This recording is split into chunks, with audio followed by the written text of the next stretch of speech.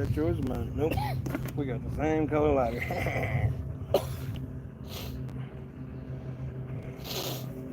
Yeah, TikTok was lame. That big ass bro motherfucker just chilling. Like, I wonder what gave him that. You know what I mean? It's just a breed of duck. A certain breed. Yeah. He looks like all the other duck with fucking like a, but he's a jive. Oh, but he's like a jive turkey. You know what I'm saying? He's the jive turkey of all the ducks.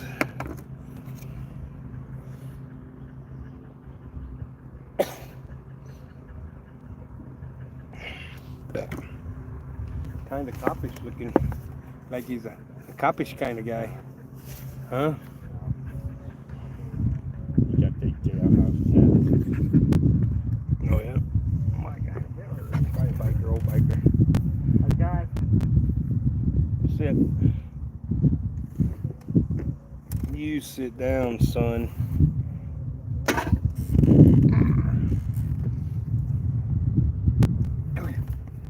Oh, no tricking you, huh? He said, you done that once. Oh, did it swim away? I forgot to look. no. No. Yeah. He's a young feller. He might get a kick from the Lord, maybe. I don't know.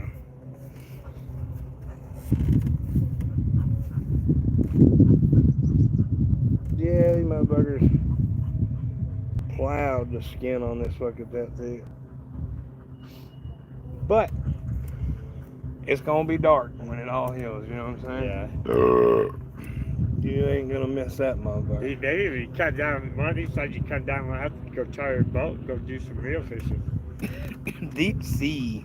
I love it. Teach me how to do that. That'd be awesome. It's great. It's just like catfishing, like that fish right there. Yeah.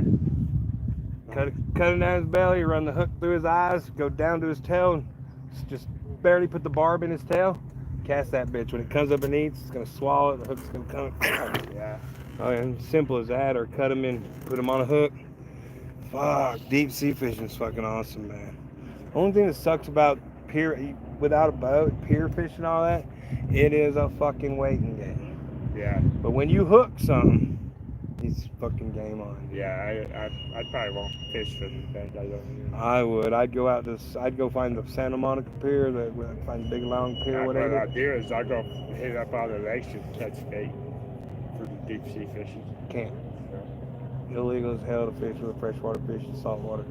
Federal guidelines, but you'll be there. You learn how to throw a cast net. They're simple. Oh yeah. The waffle. I've done that in Missouri. We throw the nets if I could catch their minnows. Minnow. Oh, that was a big red fish. What's red in here? He was a red color, I don't know.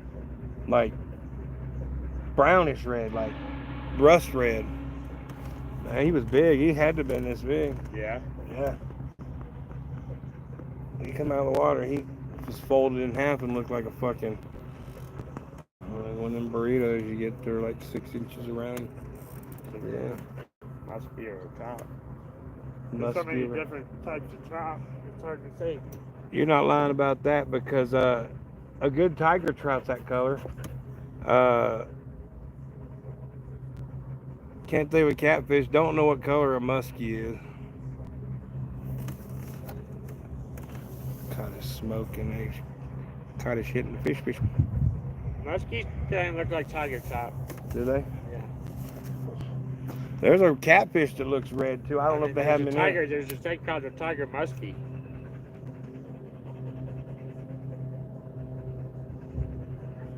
Tiger muskies have been around longer than tiger trout. Where did they go? I found that out from those game wardens. Really? Man, there's fish in fucking certain states you can go fucking fish to make money off of. There's a certain fish, it's called a pike minnow in Idaho. You can go catch those and fucking get pretty good money off of them. I don't know why you get money for them. Because they're very evasive. No. They kill the fucking, I got you. just like the carp in Utah Lake. They're killing the June sucker fucking species, and that's the only place in this fucking area of the country that even have them. One lake. That's kind of crazy. You would think they'd be everywhere, but the mud and the sediment and everything is perfect for a June sucker to live in that lake only. Isn't that crazy? Closest one is a lake up by California into the state above, what's Oregon or whatever the fuck above it. There you go. Which one? Right. This one? Oh!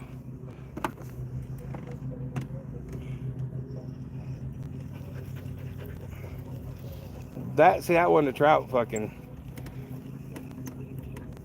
That wasn't a trout bite. To me. Even that second hit when I had the pole in my hand, that was a hard yank.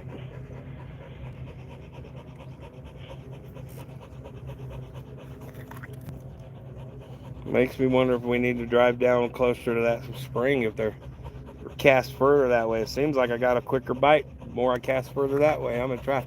Something swimming through the top of there. You see that? Running right across the top of the water, coming straight in. See it? That's wild.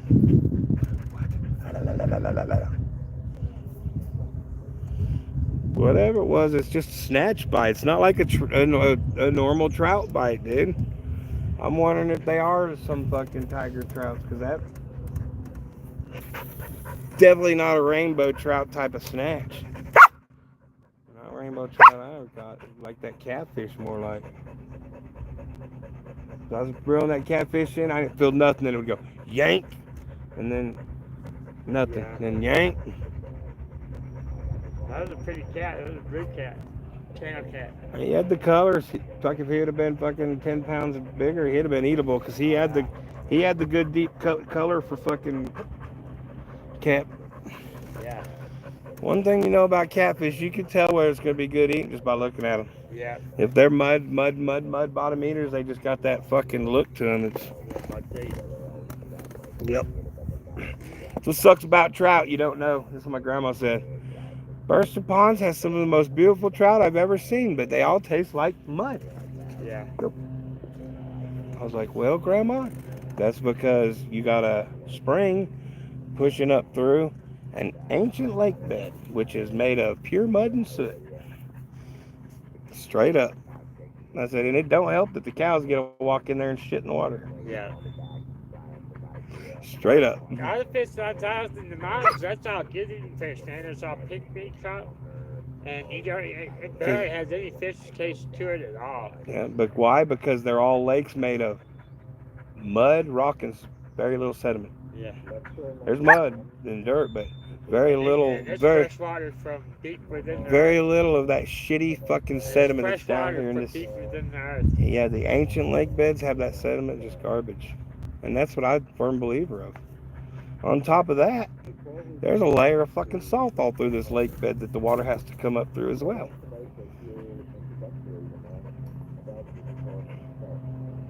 I mean, you know it's bad when they're fucking testing some of the spring waters, especially like Salem where it's coming out of the spring, and it tests like a saline swimming pool. It really does. It tests pH balance like it's a saline, like they're using salt instead of chlorine in a swimming pool. It's super clean. Come on, Merle. We got pacing. We gonna put this up because I don't know if they're here for lunch or what time is it? Is it lunchtime? It is lunchtime. They're here for lunch. Damn, perfect timing not to do a thing. On YouTube I get bites, but I don't catch nothing. I flipped over my TikTok for 20 minutes, fucking banged out a fucking catfish and a trout. So we'll see.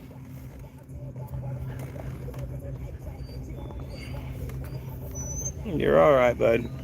You're all right. No, you're good. Oh, they might be mowing, look. Or is that in the fence? Hell, they just here for lunch.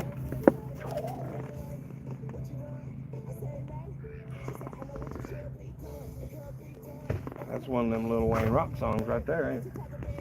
You're alright, buddy. You ain't gotta be scared.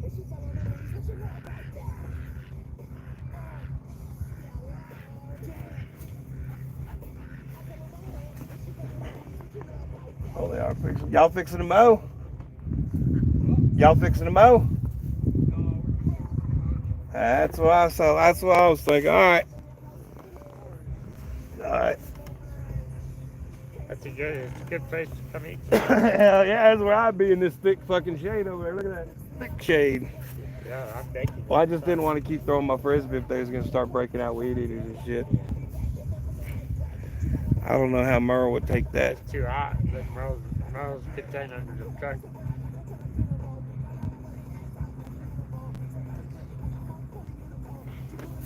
Everybody's like, everybody's like, Lil Wayne played the Super Bowl and now he's plays rock music. Like, you would listen to this at the Super Bowl? Yeah, I would.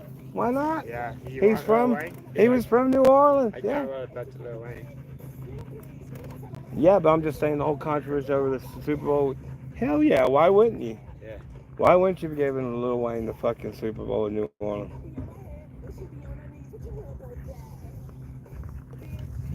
Because he acts erratic. You know what I mean? That's exactly why. He might do a show and just have fucking a bunch of people skateboarding and fucking slam dance. You never know with him. He's like a lyrical genius, and he's like a genius, and you know how geniuses are. They don't do rational things. Not too many that I know of. No, geniuses are different eyeballs that you. Yeah. Stuff you normal people don't do. Yep. They do not do rational things, that's for sure.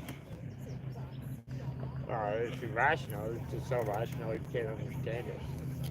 Well, and that's what I say. You can't say rational, and you can't say insane, because they're probably the most sanest people you know, but they're fucking so smart, they just don't act like the norm.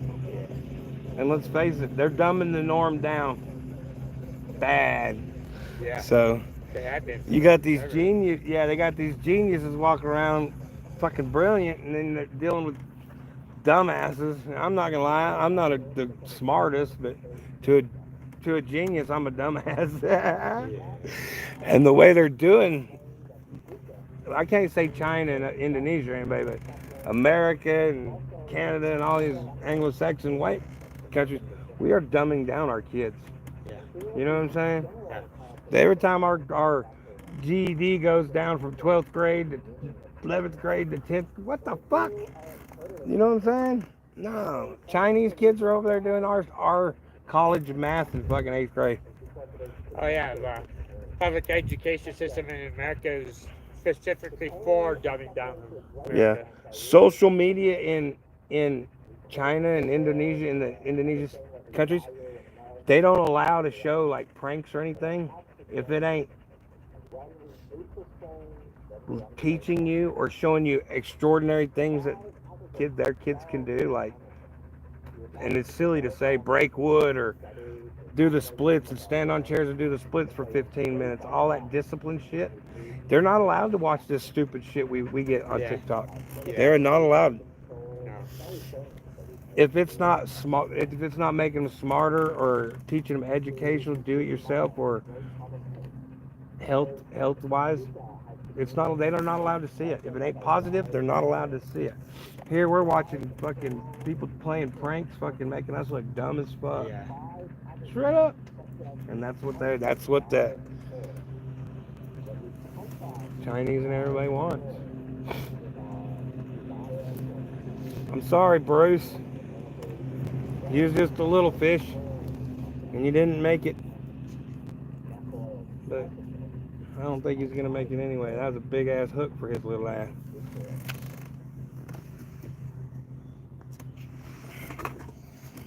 You know what? I'll tell you what. I could go tell that young fella over there right now. I don't know where he is, but that fella right here he's working with, this old guy. I bet that guy tell you all the tricks of the trade and knows all the stories to tell you. I loved working with them older guys like that. I mean, the dude's fucking whittling with his knife, ain't he? Jerry Morgan, he reminds me of Jerry Morgan. He was an older biker guy. Lived like a hoarder. His living room was full of motorcycles. Yeah. His dining room was full of parrots. $30,000, $40,000 birds. Like, you wouldn't fucking believe some of the two African grays that he had. He bred them and sold them to these people, and they won like 5 years in a row. Their bloodline won some fucking parrot contest over in some fucking country. So not only that is his parrots were fucking insured for $1 million for the breeding. He was just eccentric as fuck. Yeah. I don't know where he made his money, but from 2 months before hunting season in Colorado to a month and a half afterwards, he wasn't there doing marine construction with us. He didn't live on the water. He was in Colorado. He did an outfitting business. And I didn't realize the man's wealth, or where, I didn't even know where he got it, but I know that he got this land in Colorado. 200,000 acres. He owns houses with fucking mountain range out there. And he takes people up there and they fucking rough it and they pay him 10 grand a night. And he brings them home the biggest goddamn game you want. What do you want? Bighorn, bear. He'll take you and put them on. You know what I'm saying? Yeah. No idea. Jerry Morgan, world renowned in Colorado. My boss, old biker dude. But he used to always tell me, all right, you go out there, you can mess around, you're moving stuff, getting boats ready, barges ready. He goes, heavy duty? Because that's what he called me, heavy duty. Because every time I get on the big barge, he'd do this. It'd sway. He's like, boy, you a heavy duty motherfucker. Randy, everybody called him Jocko. Jocko's an old Hells Angels, got released from the club for an injury, back injury. He was their fucking fisticuffs guy. Anybody want to throw fisticuffs, they go with Jocko. But he always called me fucking heavy duty, so it just stuck. He's always telling me, don't go in the fucking the sheds, whatever you do. I said, all right, Jerry, I'm working for him about 2 years. His son's 16th birthday, right? And he goes out there and he's like, let's go out there and in that lean-to, he had a Kwanzaa hut. He goes, let's get that car out. We're going to put some air in the tires, put a battery in it, take it down to the shop. Dan, we went to a little Kwanzaa hut, like you have in your backyard, that thing that does this. We got under there was a 69 Camaro, man. We pulled that 69 Camaro out, he gave it to his son for his 16th birthday. It's like, damn, Jerry, that's badass. He goes, yeah, I bought that car when I turned 16. Off whatever money he made. You hear me? Listen to this shit. Still can't go out in the shop. One day he has me out there moving shit, nobody's around. I went in the shop with him. You know what I found in the shop? I found a 59 Corvette. Listen to this shit, man. I found a 59 black and white Corvette convertible. 8,500 miles on the odometer. The tires on the white wall still said Chevy Corvette. And the fucking traction of the tires, the grip, were bow ties. They only made like fucking 1,500 sets of those certain tires for that car. And there's one sitting in this garage. When I seen it, I ain't gonna lie to you, Dan, I went straight to him. And when I walked in, I fucking flipped the door open, I looked at him, and you know what he said? He said, God damn it, heavy duty, you went in the shop. Before I said anything, he said, God damn it, you went in the shop. And I was like, yeah, I went in the shop. I was like, you fucking realize you had wait.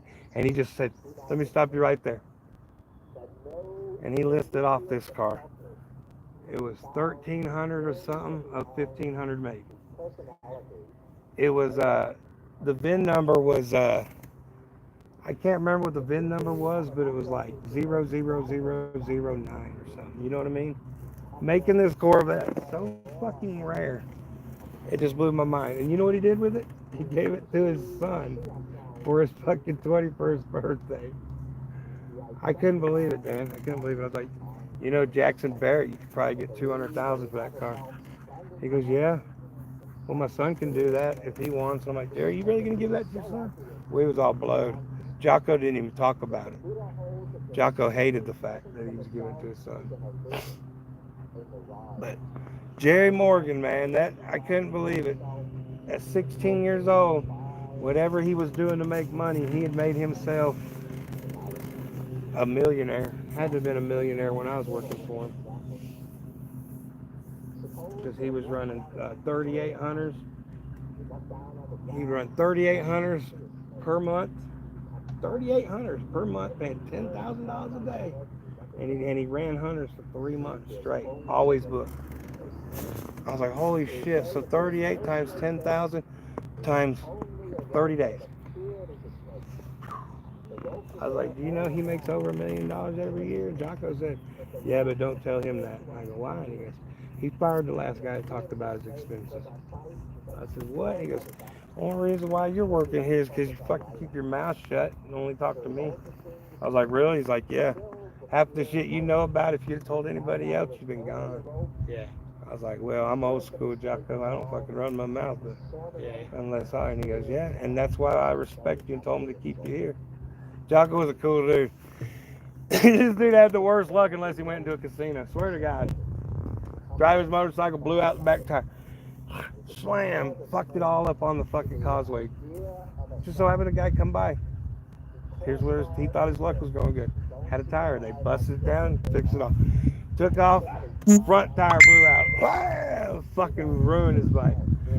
I was like, God damn. He was telling me all this bad shit that happens when I was going over to sell him something. But he goes, but I wanted you to show you something that's real weird. My wife, it's just I tell people about. And I walked in, I swear to God, Dan, he lived in a single wide trailer. It was nice, redone. But the one whole wall, you know, when you walk in, there's a little hall, and then you got the kitchen and living room. The one long wall, I can't tell you, over 30 pictures of him standing with big casino checks where he'd won $5 grand, 10 grand, 30 grand. I was like, no shit. He's like, yeah, the bigger ones are down there. And I walked down there, and I swear to God, there was 5 or 6 of them where he'd won over $100,000 in Biloxi of all places. Every place was Biloxi. Like, I go in these casinos on the Gulf, and I just don't lose. He's like, how do you do it? He's like, I don't know. He's like, truthfully, I don't know. I just get so fucked up, I play everything. I was like, what? He goes, I play Baccarat. I won $5,600. Woke up, don't even remember playing. And I was like, what is Baccarat? He goes, I don't know. I still don't know how to play it. And he won $5,600 because he just walked by and just threw a bet. I was like, what the fuck? He's like, yeah. My wife has all the stories she can tell. She's like, this motherfucker was walking out with no money. Put everything on roulette. Like his last chips on roulette. He fucking won. He let it ride 4 times. Same fucking run. And it went 4 times in a row. They came out and started checking the fucking roulette table. And us and all around. And then paid us and told us not to come back though. Yeah. I was like, what? He's like, swear to God, you don't just fucking roll that shit. He's like, oh, that's just unheard of 4 times in a row. Oh, yeah. I was like, wow. And he just stood there drunk watching. He's like, that's when I win. He's like, I don't remember. I'm like, that's crazy as fuck. And she says, and it's true. He goes over there and gets blackout drunk. And I'm like, how do you do that in a casino? He goes, if you paid me, I'd tell you the Jocko's preferred method of winning in Biloxi casinos. He had a thing on his spill. I'm like, what? And he goes, for real, I'll take $1,000 over. And when I start playing, he normally likes to play poker or penny slots with his wife. But when he does, that lady comes over and gets the drinks. And of course, they're free. But when she drops them off, he gives her a $100 bill and says, you keep them good. He goes, long as my drink ain't dry, show you, as long as my drink ain't dry, I can give you $100 every hour. I was like, what? And he goes, yeah, man. He goes, it ain't gonna cost you about $200 to get filthy fucking drunk because they are bringing you the drinks. They're not fucking watered down. You're not getting shitty drinks. They're getting $100 from you an hour. They know it's true. And he goes, like clockwork. He does it. And she goes, he used to do a bottle cap thing. It was like, what? She goes, a bottle cap thing. So for every time he would go into a bar, he would tell the waitress, bring me a beer, bottle beer with the cap. And when she would, he would take the cap. And I can't remember the first one. He goes, all right, the first one, he'd bend it. And he goes, the first one's $20. Bend. He goes, the flat one is $10. So if my beer runs out, you're not getting paid. But bring the cap. And he would. He would, like, every 5 he would bend one. But that's a $10 tip. And at the end of the night, he would come over and, hey, how many you got? She'd whip them out and she'd be like, are you sure? His wife's like, it could be $300. But, hey, he didn't have to ask for a drink. You know what I'm saying? Nothing. Yeah. They were always there. We got shit-faced fucking drunk. And we would spend that at a bar easy. Yeah. At $8 and $10 drinks. And I was like, you're right. I guess what? Think about it. $10 beers. Think about it. I was like, yeah. $14 mixed drinks in casino. I was like, yep, because that's what they were down long ago. Yeah, I don't think it probably was because of something. Anytime he took she'd order shots, he would bend a thing. She's like, he'd pay $12 for a shot and give her fucking 20 for it. Yeah. Like, straight up. But we never, like, he said, yeah, I'd be at a bar and there'd be old people over across the way pissed off, waving. And my waitress is standing there talking with us. We're talking about life and sports and shit that she shouldn't be talking to me about. But she knows her whole paycheck is sitting right here in my pocket. And when you do it once or twice, everybody in the casino knows. So when you walk in, everybody wants to be your people. Straight up. I was like, wow. He put me on a lot of game, dude. A lot of game. He used to go buy puppies. I have to stop and get something to eat before we go to take the swim. I don't even have a food stamp card, but I can buy one. You don't have any cash. truthfully, Oh, you probably can't eat. I might be able to eat like some chips or something, but I couldn't eat a sandwich. I couldn't eat nothing like a burger or anything. But I'll stop by wherever you want to go. Hey, that ain't a problem. Buy me a drink. That's about all. Well, no, I got drinks in the cooler and shit. Yeah, you can give me a cold one? One of mine? Yep. Yes, sir. I got the ice pack, but I don't put them in the fridge because when I put them in the fridge, I guzzle them.